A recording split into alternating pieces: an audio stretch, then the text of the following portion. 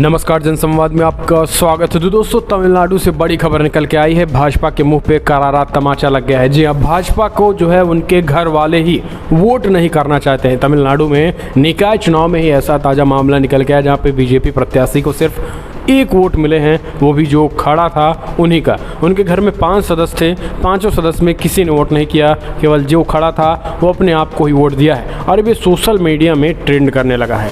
Single vote for BJP trend कर रहा है सिंगल वोट बीजेपी।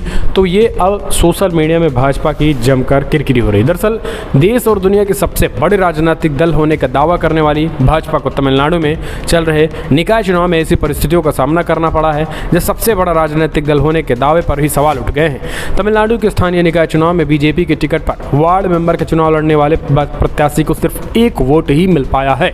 हैरानी की बात तो तब हो गई जब ज़्यादा भाजपा प्रत्याशी के परिवार में ही 5 वोट थे।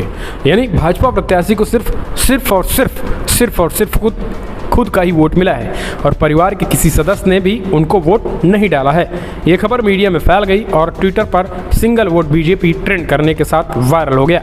लेखिका और कार्यकर्ता मीना कंदसामी ने ट्विटर के जरिए कहा है, स्थानीय निकाय चुनाव में भाजपा उम्मीदवार को केवल एक वोट मिला है और उनके घर में मौजूद 4 अन्य मतदाताओं पर गर्व है जिन्होंने दूसरों को वोट देने का फैसला किया। निकाय चुनाव में भारतीय जनता पार्टी को प्रत्याशी डॉक्टर कार्तिक वार्ड मेंबर के पद के लिए कोयम्बटूर जिले में चुनाव लड़ा था, लेकिन तमाम प्रचार के बावजूद कार्तिक सिर्फ एक ही वोट मिल सके। हालांकि भाजपा प्रत्याशी के अलावा एक और प्रत्याशी भी रहा जो उसी सीट पर चुनाव लड़ रहा था और उसे भी सिर्फ 2 वोट मिला है। हालांकि मानो वो तो निर्दलीय था, कम से कम निर्दलीय ने ही 2 वोट पाए। यानी अब आप समझिए, उस सीट पे एक निर्दलीय भी चुनाव लड़ रहा था, वो 2 वोट पाया और ये भाजपा के महोदय एक ही वोट में अपना पूरी तरीके से वो काम करने गए। वार्ड मेंबर के लिए जिस सीट पर ये चुनाव हो रहा था वहाँ पर कुल 913 वोट पड़े थे और चुनाव जीतने वाले प्रत्याशी को 387 वोट प्राप्त हैं, जबकि दूसरे नंबर पर रह रहे प्रत्याशी को 240, तीसरे नंबर पर रह रहे प्रत्याशी को 196, चौथे नंबर पर रहे प्रत्याशी को 84 वोट।